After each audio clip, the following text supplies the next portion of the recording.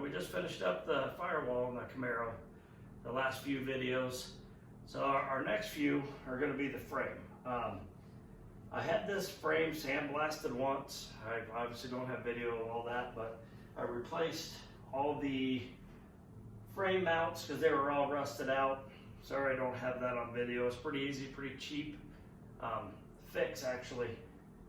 But what I'm going to do this time, I'm going to go have it sandblasted again, and it's a two-piece frame that looks like they're about 3-inch welds, and then they skip and then weld. So I'm going to go ahead and weld this to make it a solid frame. I'm going to clean up a lot of the splashes. This weld is popped here, which I didn't fix last time. I should have. It looks like it would hit a rock here at the engine cradle. I'm going to have to bend that back out.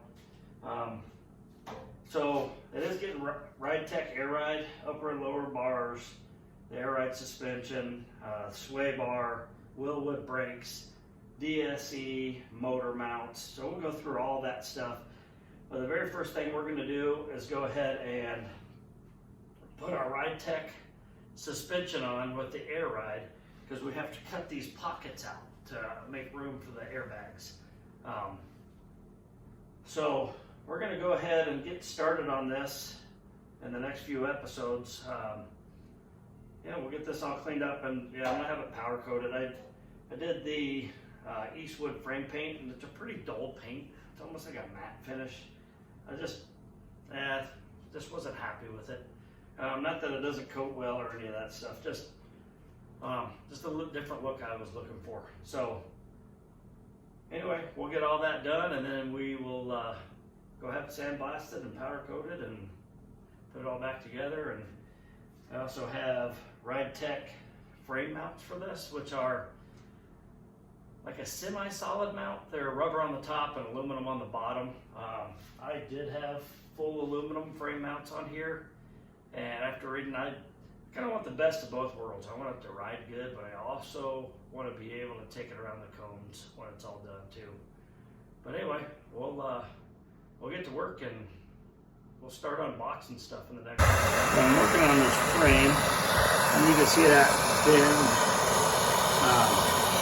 Tried getting a pair of pliers on it, tried adjustable wrench to bend it. Got it a little bit. It'd probably be way easier to have a torch, which I did not.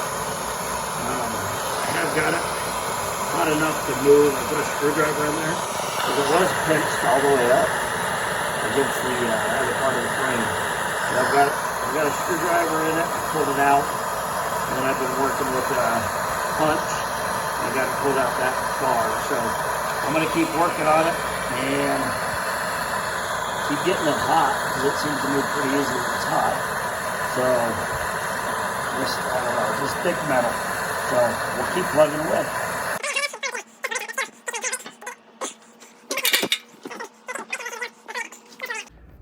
So we did get that all the way out shaped. I don't know if you can see, it's kind of, the metal kind of split, so I'm going to have to weld that and grind it up. But now we're going to start concentrating on the splash metal here. Just clean it up, welds. I'll clean that all up and make it look nice. Yeah, so we'll get all this frame welded up and get all that splash metal from the factory and stuff cleaned up. And all right, so we got that all welded up there. I'll grind that off. She's looking pretty good. You can see I've got some of the frame welded in there and grinded already. Actually, I've got most of it done. So we can go look at this. I probably need to touch up some stuff, but yeah, see, at least on the top, it's solid.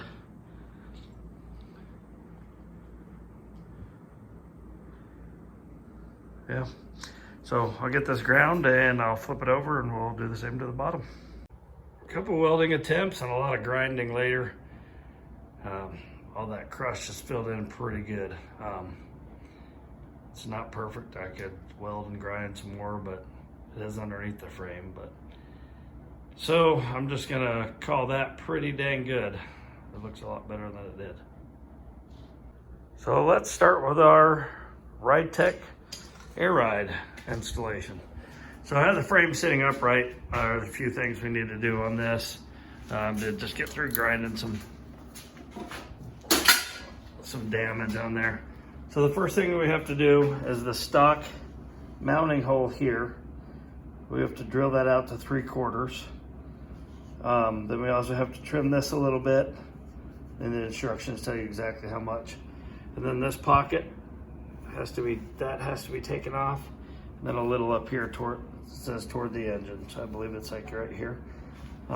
Once I get all those measurements, I will mark it out on here, and we'll go over the cutting and the drilling.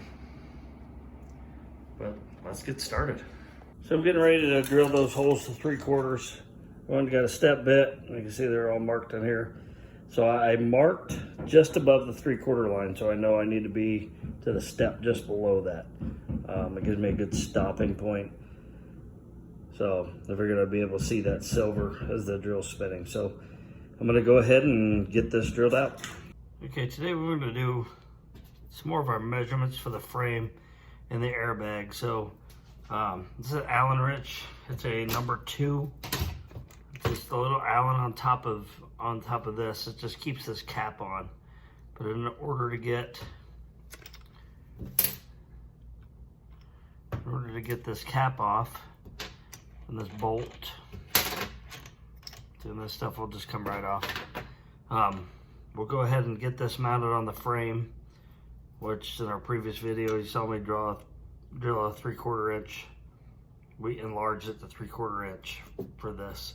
So let's get that mounted on there and see if our measurements are correct where we need to cut. So we got the bag mounted in there right now. So I'm just gonna double check my measurement.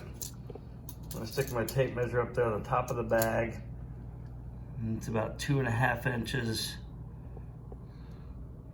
Actually a little less, about 2 1/4 from the lip there. So I checked my measurement, 2 1/4. I'm real close. Let's see, that's right there. Yeah, I'm maybe a little higher, but that's okay, because that is gonna lean.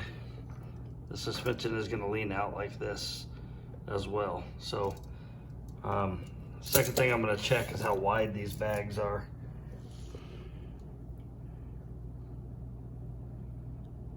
They're about 5.5, maybe.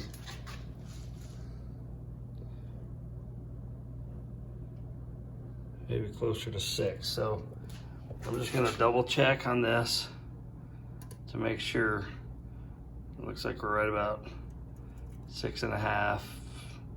About 6.5. So I think we got some pretty good clearance in there on the bag. So I'm gonna go ahead and take the bags off and get those marks cut out, and we'll put the bags back on. I also have this one marked too, so you can see that just needs to be widened just a little bit. Per the instructions, it doesn't show very much. These bags are gonna go up like this, so just gives a little bit more room when they're compressed. But I'll go ahead and get those cut out, and we can finalize.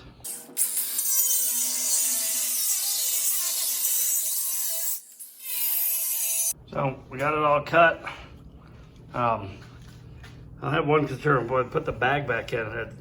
It still wants to hit this, but what I'm gonna do is I'm gonna go ahead and do the other side. You can see I've got it all round out with the flapper wheel. So no sharp edges, but I think I might need to go a little higher on this. I'm not sure. I don't wanna keep cutting it until I get this thing down and actually get some weight on it and see their proper angle. So I'm gonna get the other side cut, and then we'll get the airbags with at least the lower arms on, and we can see how it moves. Okay, well, I got those little pockets opened up. It's kind of hard to grind in there and get it all smoothed out. I do recommend a die grinder. Still was tough to get in there, but it's all done. I used a file to get all the burrs out.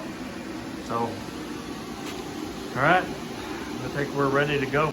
Okay, so I got the first air shock in and got the arm put in there and test all the way down. Looks like there's a all the way down. There's a nice gap around all this.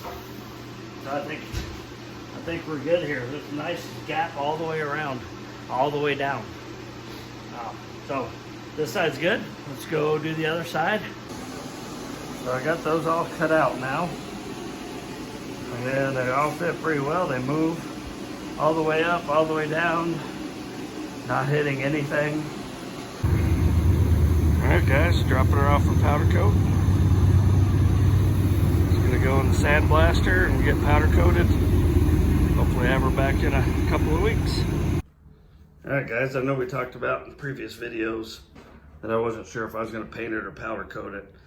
I've had a powder coater that did it for about 520 bucks. I just did it in gloss black. Did a really nice job.